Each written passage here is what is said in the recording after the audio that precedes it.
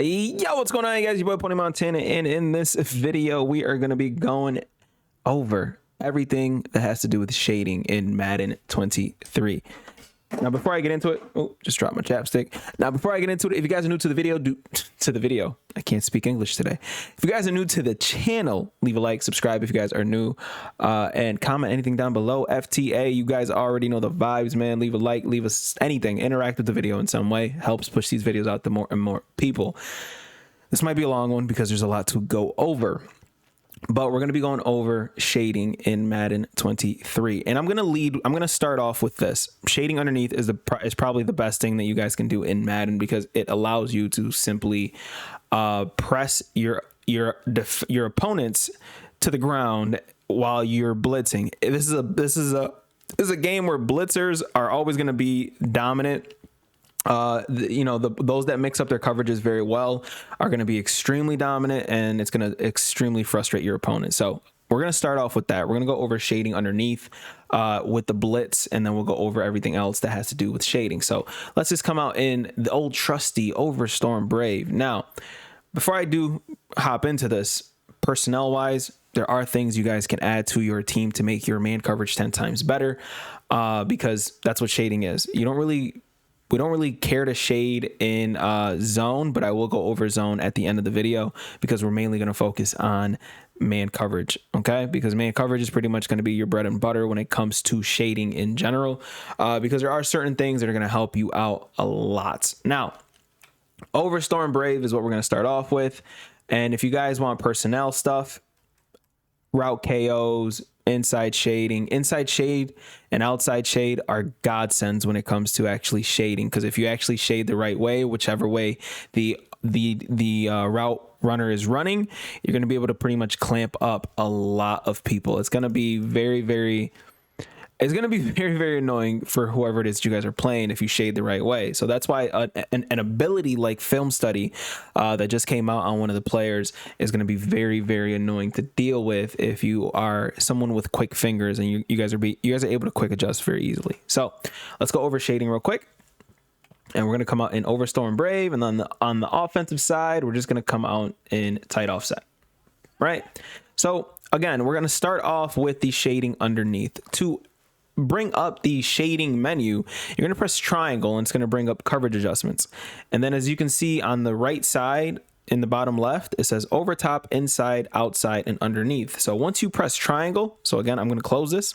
Once you press triangle, it brings that screen up, and then whichever way you move your right stick, up, right, down, left, it's going to choose which way you're going to shade your defense. So if you shade inside, it's going to focus the players towards the inside. If you shade towards the outside, it's going to focus the players towards the outside. Then you have the option, and these stack, by the way, you have the option to shade over the top or underneath. So if you're shading over the top, your defenders aren't going to press. And I'm going to showcase the difference on that. So I'm going to go ahead and take CeeDee Lamb. I'm going to go ahead and take CeeDee Lamb, and I'm going to motion him out, and I'm just going to put him on a simple streak. And I'm going to shade over the top real quick. Right, so they're shading over the top, and CeeDee Lamb. Now, granted, it's a very good defensive play by Richard Sherman. And I'm going to showcase the instant replay on that. So, as you can see, there's no press. No one presses their man here. Nobody. But when that happens, routes like this end up wide open. Routes like this he was kind of breaking open. The only thing that kind of gets clamped up are streak patterns. So streak patterns end up getting pretty much blown up because there's not a lot of space to maneuver if they're running stride for stride with your receiver. Again, same thing with the outside here. This route gets clamped up because it's more of a vertical route.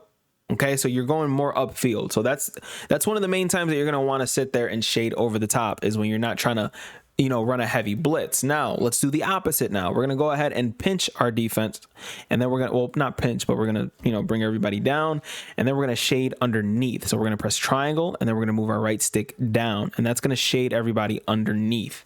So when that happens, I'm going to take CeeDee Lamb and do the same thing, and I'm going to put him on a streak here. So when you shade underneath, you're going to get a press animation. And as you can see, once you shade underneath, and this is one of the reasons, you shade underneath hoping that your press animations, look at how CeeDee Lamb gets pressed. He runs about 10 yards before he's free to go. And the quarterback gets sacked when he's 6 yards before he's free to go. And this is one of the reasons why it's very, very frustrating for some people to get any yardage, because they end up getting clamped up and pressed to the ground to where they have nobody to throw to. Now, granted, the only reason this guy is open is because the person that's manned up to him is literally across the field. Okay, so that's the only reason that guy's open, and that's one of the reasons I said that, you know, shading underneath is going to be a lot more beneficial to you than shading over the top, because if you're looking for a big stop, this is going to help you out tremendously. As you can see, Aaron Donald gets a free release because we're blitzing heavy, and by the time he's home, this guy still hasn't even tried to get any separation here. Tyreek Hill is still not out of his route. The tight end is absolutely clamped. And once again, this is the only guy that's truly, truly open. And honestly, the hitch. The hitch is open as well. Oh, that's because nobody's actually guarding him. And then obviously this guy ends up going up afterwards. But we end up coming home anyways and pretty much dominating this anyways. So the next thing when it comes to shading is you can stack the vertical and the horizontal ones. So what I mean by that is you can stack the over the top with one of the inside or outside, as well as the underneath with one of the inside or outside. So if you guys are facing someone who's running nonstop bench, like literally every single play, one thing that you might want to do is take your shading and shade towards the outside. What that's going to do is that's going to allow the players to pretty much give the receivers an inside leverage depending on what it is that they're running. So I'm going to go ahead and press. I'm going to press the defense, and I'm going to shade outside. Okay. So when you shade outside, it should give them that inside leverage.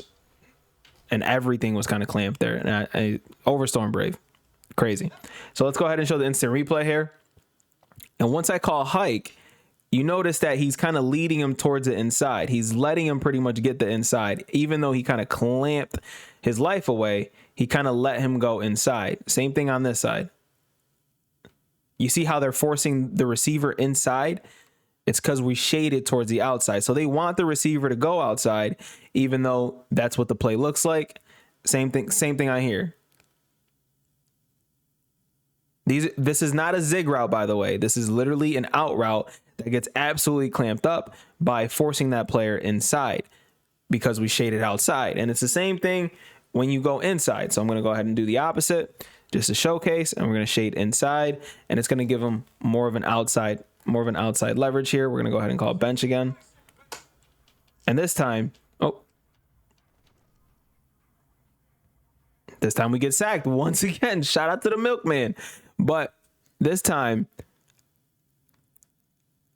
they actually get a press animation. So it kind of ruined it. But because we shaded inside, these guys get the outside, the clean outside, sweep pretty much on both ends here because we shaded inside.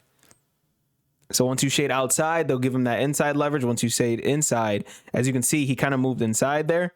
Look at where the cornerback moved. Instead of staying outside, he goes inside.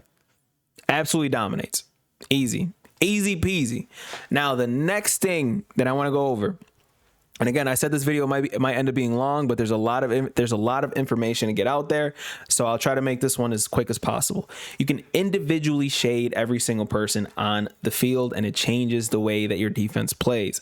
So the way you individually shade, you press triangle or Y if you guys are on the Xbox, and then you see on the bottom left it says individual. You're gonna press X or A, and it's gonna bring up every receiver icon that's on the field. Now, when it comes to these receiver icons, you're gonna be able to sit there and individually shade whoever it is that you want. Again, disclaimer: none of this always works. It's Madden, and you know how fluky this game can be. And shading does not mean, because I shaded outside, does not mean that the players are gonna easily be able to be clamped up outside or inside, depending on which way you shade. It does not mean that. You will always have an issue, no matter what it is that you guys are playing. But if you guys want to individually shade, the way you do that is exactly like this. You press triangle or Y, right? And then you press X or A if you guys are on the Xbox. And then say you want to sit there and take the receiver that's on Tyreek Hill and back him off. So you see T Cheetah, we want to back that receiver off. Now all of a sudden everybody else is pressed, but that Cheetah is now being backed off because we simply don't want that guy to sit there and burn us over the top. And now we can sit there and take that individual shade, and you can shade to the right, shade to the left, back off of them, or press. So if you guys want everybody else backed off, so I'm going to go ahead and back off everybody else. And again, this is something that is going to be very, very useful to anybody who is struggling with their quick adjustments. Once you start learning how to do this better, you're gonna get better. So again, I'm gonna take everybody else and press them, and the only person that I'm not gonna press is Tyreek Hill. So everyone else is gonna get pressed, and then Tyreek Hill is just simply gonna run his route. And as you can see, the outside guys get pressed, and everything else is easy. When it comes to man coverage, this is shading. There's not much else to it. That is pretty much it. Now zone coverage shading is you're pretty much going to be shading underneath or over the top, and that's pretty much it. So I'm going to go ahead and call timeout just to showcase what those two things do. And I feel like I should have made this video early on in the year, but I'm going to come out in a cover 3 sky because there's a specific reason. Now, just like the man coverage shading adjustments, zone coverage is pretty much the same. So you're either going to get that press animation that we get while running man coverage. It's going to be the same thing if we shade underneath, but something else is going to happen. You see how I had purple zones out there? Now those purple zones turn into hard flats. Okay. And hard flats are designed to sit there and play within, the 0 to 5 yard mark. Then if you shade over the top again, it's going to take those hard flats, and it's going to take those hard flats and turn them into cloud flats. Now, cloud flats will work exactly where your coaching adjustments are set to, or if you want to protect the sticks, it'll play up to the first down marker. That's pretty much it when it comes to cloud flats, but everything else works exactly the same. You're either going to shade underneath, which is going to allow you to press your receivers, and this time they didn't even press. But as you can see, we're there to make a nice little play on it. Or you're going to shade over the top. And if you shade over the top, you pretty much will never get beat over the top most of the time. Obviously, if they have like a cover 3 beater, there's not much else that you can do there's not much else that you could do about that, except pray pretty much. But and look at the milkman going crazy once again. Easy sheds. But yeah, shading in zone is very, very, very, it's a lot easier to do. Pretty much, it's just you're pretty much shading underneath and over the top to simply change your purples into light blues, pretty much. And that's what most people do, is they sit there and they'll shade underneath to turn their purples into blues, and then they'll shade over the top to make sure that those blues turn into cloud flats. And then there's one last little tip that might help you guys out a little bit more. If you guys are playing cover 2, this is for you cover 2 runners that are in the game. We're going to go ahead and call DB fire press, and then we're going to call PA shot seams. And again, I told you this is going to be a long video, but there's something that some competitive players and pro players do in this game to kind of help out with any, underneath route, like drags or like angle routes and stuff like that, while keeping the routes on the outside the same. So you shade underneath, and that's going to turn those outside cornerbacks into hard flats. And then you re-cloud them. That is a pro tip that not a lot of people will share with you. And what that does, it allows your players, like your vert hooks and your regular hooks, to play those underneath routes, like hitch routes and, quick drags and, like those like short little in routes and stuff like that. This will make your yellow zones play that. And you'll also have cloud flats playing those short intermediate routes that are also killing you as well. This is Shading 101. That's probably going to be the title of this video, but it will help your man coverage. And honestly, for this tip at the end, it's going to help your zone coverage as well. But again, that's what we're here for. We're here to make your coverages, your defenses, your offenses better. And my name is 20 Montana. I'll see you guys in the next video, man. Appreciate all the support. Like the video, subscribe if you're new, and I'll see you guys in the next one, man. If you guys are struggling with anything, leave it down in the comment section. I'll try to find something for everybody. See y'all in the next one, man. As always, 2 fingers, deuces, and peace out, you guys.